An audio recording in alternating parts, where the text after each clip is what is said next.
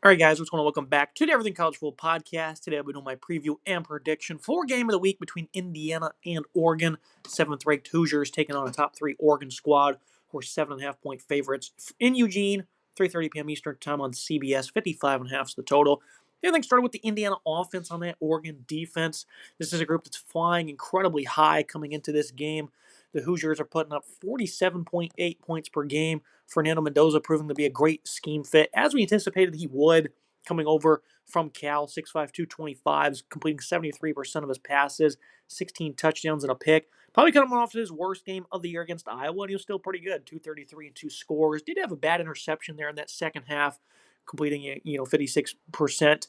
But he is just great at working the middle of the field. Very accurate when it comes to those slants, quick throws downfield. He can put it on the money. Very efficient in the red zone as well. This is a quarterback that I think is certainly an upgrade over that of Curtis Rourke, who I thought was a very good quarterback, but Mendoza just has that extra gear in his ability to be a passer. He's also got 2 rushing touchdowns, but he's really mainly a traditional pocket guy who's got great weapons to work with. Elijah Surratt, Omar Cooper, these guys both have 6 touchdowns each, 400-plus yards, just unreal production, both putting up over 80 yards per contest. E.J. Williams is starting to get involved as the number 3. That's really it for this receiving group. Those guys are going to be the main ones getting the touches. Riley Nowakoski, he's going to be the tight end, getting a couple of targets per game, but it's really going to be those main 3 receivers. And they can attack you in a variety of different ways. I think the biggest thing about Indiana is just they have tremendous balance, and you've seen it against Illinois where they had 300-plus rushing yards. That was their 4th straight game of 300-plus. They were, stonewalled against Iowa, as many opponents are, though. They only had 104 rushing in that game. It's a great group. I mean, it's a by-committee approach. Roman Hemby is the top back so far. Fellow senior Kalen Black right behind him with 344 yards. You're seeing freshman Kobe Martin get on the field. He's been tremendous for them this season. Didn't end up really playing against Iowa. I don't know if they're going to keep his red shirt intact or not, but he's been getting on the field in some of these blowouts, and he's been doing great things in terms of explosive runs. But I think Lee Beebe, if healthy, is going to remain in that RB3 role. But they're incredibly deep at this position. Thing about Indiana last year is when they played these tougher opponents, they just didn't really have it when it came to their ability to stay on schedule or just dominate with physicality up front. I think that was the biggest concern with them, and that's why they were struggling so much against the likes of Ohio State. You've seen it against Notre Dame as well, where I think the offensive line just needs to be better for them to be able to manufacture offense. I think the talent is certainly there. I like what they have at receiver, and I think running backs got plenty of different options. And the quarterback, of course, is great as well. It's really going to come down to the line, and it's mainly the same guys from last year. Carter Smith at left tackle, he's been elite to start the season. Khalil Benson, he's doing very well at right tackle. You look at Drew Evans at left guard. This is a guy that I know was itching to get back on the field. He's been tremendous. And then at center, you have Pat Coogan, the Notre Dame transfer. So even though it is mainly the same guys, you are getting, the new center stepping in and helping elevate this interior's play. Bray Lynch at right guard is probably their biggest weak length. And Oregon, of course, they're incredibly deep on their defensive line. A lot of 5-star talent there. Really an underrated group that probably doesn't get talked about enough. These edges, it's probably one of the best duos in the country. Mateo Uyungale made his presence felt against Penn State. He was very effective in that game. Tatum Teota, he's also tremendous. I mean, they have 2 very good guys coming off the edge on the interior. Bear Alexander, he's finally making his impact felt. He also had a pretty good game against the Nittany Lions. Amari Washington next to him. These guys have done well when it comes to stopping the run. And of course, you got a tremendous amount of talent behind them. That's a great a core 4 that they have that's really taking lead for this defense, and they've been very good all season long. It's going to be hard to run football against Oregon, right? I mean, they were holding Penn State in check for the most part of that game. Last 2 drives, they were able to get some offense going. Northwestern ripped off like one explosive run late in the game to affect their numbers, but 3.4 yards per carry at the end of the day. And of course, they have been teeing off on some of those weaker opponents, but they stepped up well on the road against Penn State. Now they're going to come back home against an even higher powered offense that has a lot of efficiency and tremendous balance. I think that Oregon's secondary has been quite impressive because this is a younger group coming into the season. You had a lot of new faces: Brandon Finney Jr., Ife Odigwe, some new guys. Naheem Offord, for example. Theron Johnson came over in the portal. I know this group's been battling some health as well, so you have to monitor who's going to be available and who won't be. But Johnson was able to get to go against Penn State and played quite well. You look at the safeties: Dylan Thieneman, tremendous. I mean, this guy's elite in coverage. Game-winning interception against Penn State in overtime. He's got great range. The instincts on him are just incredible. And I think in a home game like this against an offense that's certainly going to look to get the ball out quickly, his play is going to be monumental.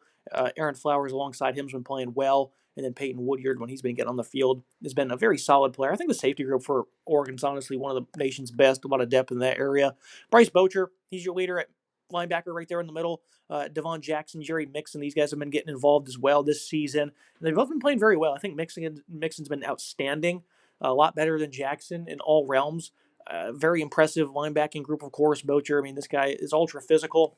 He's a guy who can make a lot of plays for you in the middle. Seems to be all over the field. By far leads the team with 40 tackles. So he's stealing a lot of thunder away from some of those other guys. And he also has an interception this year of his own, which came against Northwestern. So great leaders across the middle for this defense. Trying to contain that run, I think, is where you're going to start because when they get that churning, this passing attack is really tough to slow down when you get those safeties creeping up towards the line of scrimmage. So I think that's going to be important for Oregon. I think they're going to do quite well slowing down the run, but they have the capability, the Hoosiers do, of ripping off some explosives, and I think their physicality is going to be much improved compared to last year against the tougher opponents. So we'll see if that is the end-all, be-all for them or not. Moving to the other side of things, that Oregon offense on the Hoosier defense, you have Dante Moore, who has been just great this year. He passed the test going on the road, really his first career start, traveling somewhere, and it was the whiteout game, and he played very well, 75% comp rate, 253 touchdowns. They just couldn't seem to get him off the field. Did a great job drifting away from any pressure that Penn State would be able to generate. Was very accurate downfield. On third down, they ended up being about 6 of 18, at least early on in that game. In the first half, they were just tough to get off the field because of his play. I know he had a great throw to Corian Moore in that contest, who's been their top receiver. Malik Benson, Gary Bryant, two guys that bounced around in college football. Super seniors are finally stepping up. They have a combined 6 touchdowns. Kenyon Sadiq, of course, at tight ends, an incredibly athletic player who's going to get plenty of looks. Jeremiah McClellan's even getting on the field a little bit. So this is a group that is still, maybe the jury's out on them because their top receiver still is a true freshman who's an elite player, of course, but the rest of the group is kind of made up of these makeshift guys, and they're kind of thin. But I think for the most part, they're playing quite well at this point in the season, considering I had some concerns coming into this year for the Oregon receiving group with all the departures, injuries, whatnot. Moore, though, this is a guy who's been very accurate with the football, knows where he wants to go, 14 touchdowns, only 1 interception. I mean, it's been very hard to slow him down because he's been so calm and so polished. He almost lost the game with a fumble on that, exchange with the running back at Penn State. Quickly was able to recover it calmly. So that was very impressive. And I think, overall, this is a guy that's quite polished for being a first-year starter. It is his third year in college football, of course. So he's had plenty of time to learn this offense. The run game, I think, has more importantly been impressive because they have so many different running backs that are getting involved. Looks like Mekhi Hughes is going to go ahead and redshirt, which is a little shocking. It's a guy they paid a lot of money to get from Tulane, but that's just how deep this backfield has been for them. They've been able to stay incredibly fresh. And against Penn State, they ripped off a lot of big plays. Dayer Hill led the team with 82 yards. Noah Whittington wasn't as efficient, but he, Jaden Lamar, Jordan Davidson are all going to get on the field. So they're going to stay incredibly fresh in this part of their offense, which could certainly spark concerns for Indiana, who had one of the nation's top run defenses last year. And I think they proved that even against the tougher opponents. Notre Dame was able to rip off a 99-yard touchdown, but after that, they were not really able to do much when it came to closing out that game. This will be the ultimate test because they did lose some of their top players like C.J. West, Tyreek Tucker, Hosa Wheeler. Those so far in the interior have been tremendous. Mario Landio, Dom Ratcliffe, some other guys are in the rotation. Of course, this group is led by a phenomenal edge rusher, Makil Kamara, one of the nation's best players. Last year against the tougher competition, though, he was incredibly silent. And, this is a guy that has 10 sacks. Had 10 sacks last year, that is, and none of them really came against the better opponents. He's got 1 sack only already this year against Kennesaw State, so you're already seeing some of the effectiveness kind of wear off a little bit. This is a guy I think can certainly take his game to the next level in 2025 and make a bit of an impact, right? And you're going to need him, too, to compete in this game. You got to be able to generate some pressure. You are facing a great offensive line, though. Isaiah World over at left tackle has been filling in nicely in his first year here in the Big Ten. Alex Harkey over on the right side has been exceptional. And then you have a great left guard in Emmanuel Pregnon, who's been elite in pass protection. They only gave up 1 tackle for loss against Penn State, and that's a team that the defensive line is certainly not as good as in years past, but still a physical group that can make you pay. And they should have had a lot more success, and they did not. So That's definitely concerning because Oregon, if they can stay ahead of the sticks, they're going to be hard to get off the field because they get the ball out so quickly. Moore is incredibly polished of his release. He can throw it downfield with accuracy as well. Just staying ahead of the sticks for Oregon is why they're so tough to get off the field. And of course, this run game's got so much explosiveness. And I think Indiana themselves will also do quite well when it comes to stopping the run, but to what degree remains to be seen. I think Signetti's done a great job with these linebackers. Aiden Fisher followed him over from James Madison has been exceptional. Elijah Hardy, Isaiah Jones have been making a lot of plays this year. Those are two newer guys that didn't get on the field as much last year in the linebacking group. Needed someone to step up alongside Fisher, who's not all that great in coverage. So if Oregon wants to go empty and potentially draw those matchups with Sadiq on him, it's going to be very favorable for the Ducks. I think these corners have the capability of playing very good. I think D'Angelo Pons is one of the top corners in the country. I think he should shadow DeCorian Moore. That would quite frankly make a lot of sense. Jamari Sharp, this will be his first big test. I think that he's been having a great season though, but trying to find that second corner to play alongside Pons to give them a strong 1-2 punch could certainly still be in question. But I think Sharp's a phenomenal player. I think this is a great secondary, though, in terms of their ability to match up with opponents because they just have such talented players and their scheming is tremendous. I don't think it's a joke one bit. The defensive coordinator, Bryant Haynes, he's been with Signetti for a long time, since 2015. And his scheming is tremendous. One of the more underrated guys in the country. You look at some of the other guys alongside them. Devon Boykin, a transfer, has been really good in the slot. Lewis Moore has probably been the most impressive player at safety. He's been elite in coverage. He's a team leader in tackles as well. And you got Amari Farrell, who was a four-star recruit coming out of the state of Florida. I was always a fan of his, even on the weaker teams, and he's really molded into a star of his own. So this is a tough secondary to crack, and it'll be interesting to see what Oregon can do because this is going to be vastly different than what IU saw all season.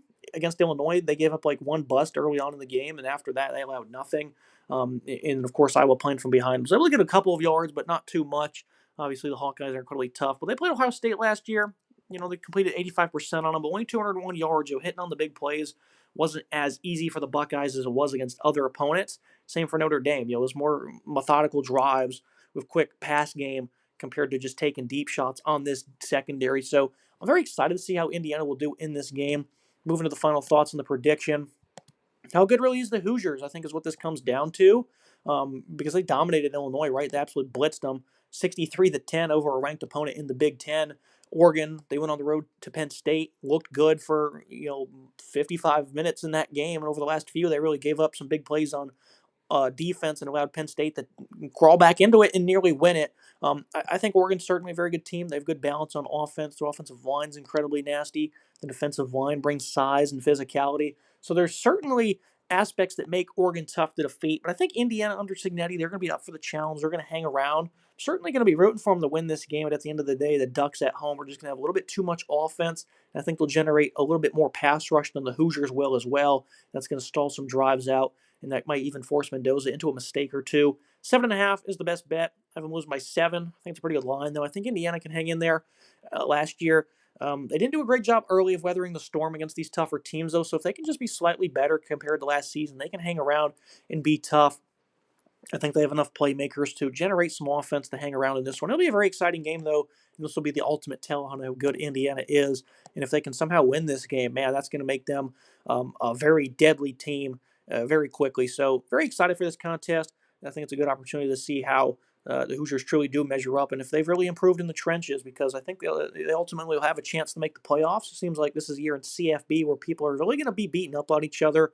And I think they're, even with 10-2, because they still play Penn State, it's expected they're going to lose 2 games this year. If they can hang into this one and look good, they're certainly going to have a chance to sneak into the playoffs like they did last year. So, monumental game. I'm going to pick Oregon to get the job done. That's going to be it for today's episode. If you guys like, comment, subscribe. See you next time.